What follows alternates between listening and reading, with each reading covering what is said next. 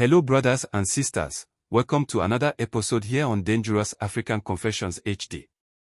In this episode, we have a story from one of our sisters, who shares with us her life story, and how her boyfriend secretly was using her menstrual pad for rituals. She tells us that, after she getting to know of what her boyfriend did to her and the consequences that she has faced in her life, she felt the need to reach to us, so we can share her story with our lovely listeners. This, she said, she feels will be a caution to someone out there, who might be going through similar thing, but does not know it will affect her someday to come. She talks about how her boyfriend was gifting her with money and doing practically anything that she asked for. But little did she know that, she was actually paying for everything and even at a greater cost to her own life in the spiritual realm. Without taking much of your time, let us go and listen to her story. Don't forget to please subscribe, share and like our videos. Kindly hit the notification bell so you will be the first to get notification to our videos when we upload. Hello brother, thank you for giving me this opportunity to share with you and your listeners my very own life story. I am a lady in my late 20s, and I have to start by saying, I have a bitter story to tell you. I do not come from a well-to-do family, hence, I decided to live my life in a way that I will not go and bring any problems to my family, which will turn out to cause a major issues in the family. Because, looking at the family that I come from, the only person that truly had something going for him happened to be my father's senior brother, who was also making sure that we were well taken care of. But then when he died, all the things that he was doing for us, his wife made sure everything ended. It wasn't anything that we could fight, because she was the wife. And when his will was read, it said he willingly gave everything that he had to his wife. This gave her the power and she decided to take everything from us. My father's brother had opened a shop for my mother, and it is out of that shop that we were surviving. That is why, knowing where I was coming from, I decided to live my life according to where I was coming from. So what I did was that, I was the one keeping the shop going. I was the one at the shop doing the selling, whilst my parents were also doing farm work to help support the shop. That is how we have been surviving.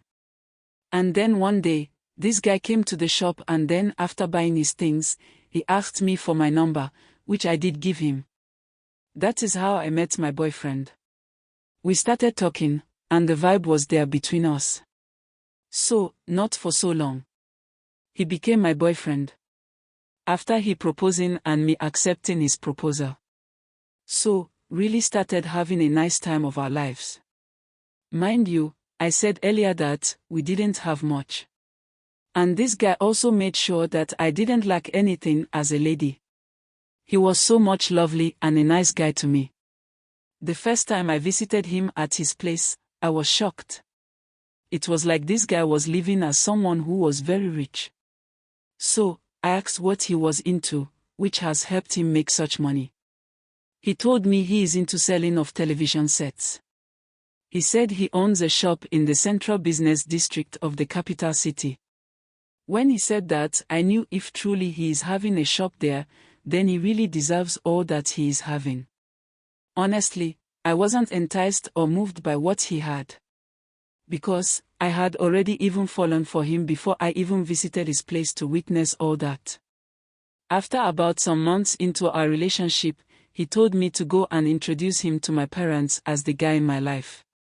That made me happy, because I came to the conclusion that he truly has a future for us. So, I also did just as he asked me to do and did introduced him to my parents, who also accepted him with open arms. And just like that, our relationships was known to my family. But one thing was that anytime I will ask him also to take me to his family, he will be giving me one excuse to the other. At that time, I didn't think bad of what he was doing. But then, right now in my life as I am telling this story, whatever he did makes sense now. We continued with the relationship, and I was even spending more days in his house even more than I was spending in my parents' house.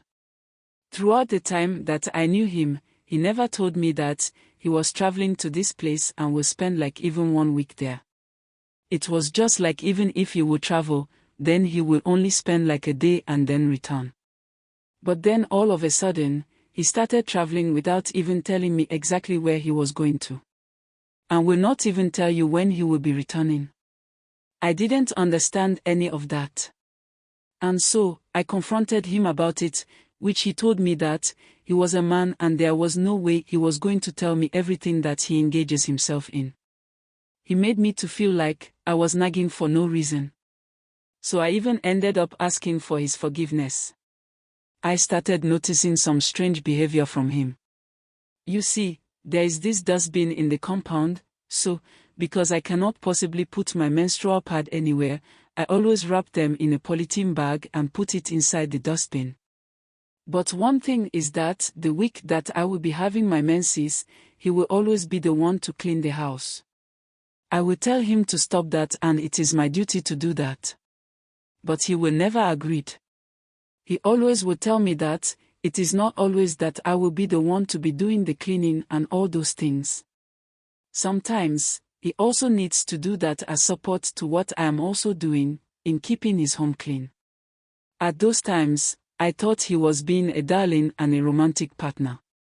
Little did I know that it was because of my blood stains in the pad, that is why he was doing all that. How he was doing the thing was that, when he do all that cleaning, he will go outside of his house wall and burn the rubbish. So, all those time, I thought everything including the pads are always burnt. But then, he knew what he was doing. He never really loved me in any way. Everything that he was doing was just to cover up his evil plans. And also to have me dedicate myself to him, so that he can really do what he wanted to do with me. So he was not burning the pads. When he keeps them and get them to a point, that was when he was traveling and wouldn't be telling me where he was going to.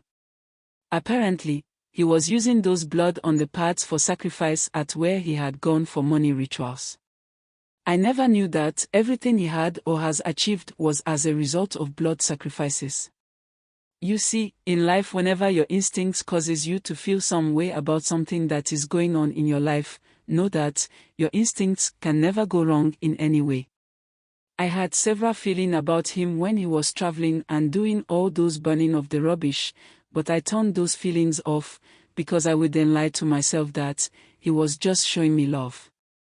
So after some time in our relationship, I started growing lean.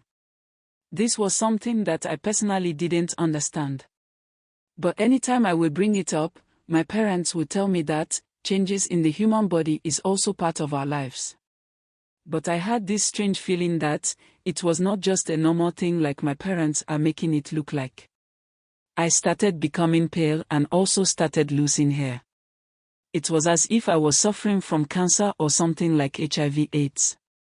So, I went to the hospital and after all the necessary medical checks, I was told there was nothing medically wrong with me. So, if I was medically okay, why was I facing all the problems that I was going through? Rumors started going about that I was indeed suffering from the HIV virus. Meanwhile, I had gone to hospital and was told there was nothing wrong with me medically. This was where this guy did something that shocked my parents. He actually told me that the kind of things that he was bearing about me were too much for him to handle. And so, we needed to go out separate ways. He told me that if I have the virus, it is best he stays away from me. And I remember my parents had a meeting with him one day and told him that if he truly believes that I do have the virus, then definitely he also do have the virus. Because they know that once I have been sleeping over at his place, definitely we have been sleeping together. This guy looked at my face and my parents' face and told them that he has actually gone to the hospital for tests and has seen that he is negative. And so, there is no way he will continue to be with me and have the virus. Knowing very well that I didn't have anything like that and he was saying those things to my face and in front of my parents was hurting me badly. My parents did their best and made sure they would try to get me back to my feet. We started with herbal medicine. We went to this herbal hospital to the other, there was no improvement or whatsoever in my body. It got to a time that my father said that We should put up the shop for sale so that we can use the money to treat me. For they could not afford to lose me whilst the shop can give them money to continue with my medication. At this point in time, I was so weak to a point that when I wanted to walk, someone would have to hold me before I could take a step. This was how bad it got to. You see, sometimes desperation will make you take certain decisions that you might not like. There is this woman who has taken me like a daughter. She came to the house to check on me. And when she saw how bad things had gotten to, she told my parents that she knows of a spiritual leader who can also help. For them, knowing how much I am against going from one place to the other when it comes to church, they told the woman to come and tell me herself. Considering the pains and what I was going through, I agreed that they should take me to wherever they feel I can be cured of whatever the problem was. So, this woman led us to this spiritual leader. This person is part of the white garment pastors. Those churches that they wear all white and then will have this red thing tied in their waist. That is where I was taken to by the woman. That day when we went there, they were having their service. Because I was that weak, we sat at the back and intended to go and see him after the service. And just when he was ministering and came to the back where we were seated, he asked about some being called by a name that he mentioned. And it was me. My mother stood up and told them that that is my name. He asked them to bring me in front. So I was taken to the front of the church, closer to where his altar is. He then started talking. It was whatever was happening in my boyfriend's house, he was there.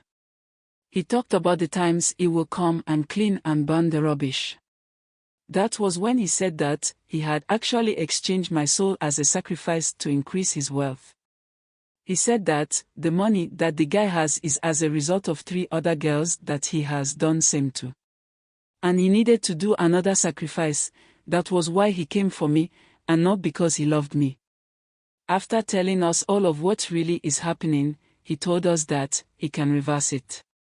But then, when he does that, the guy will be at the receiving end of whatever he will be reversing.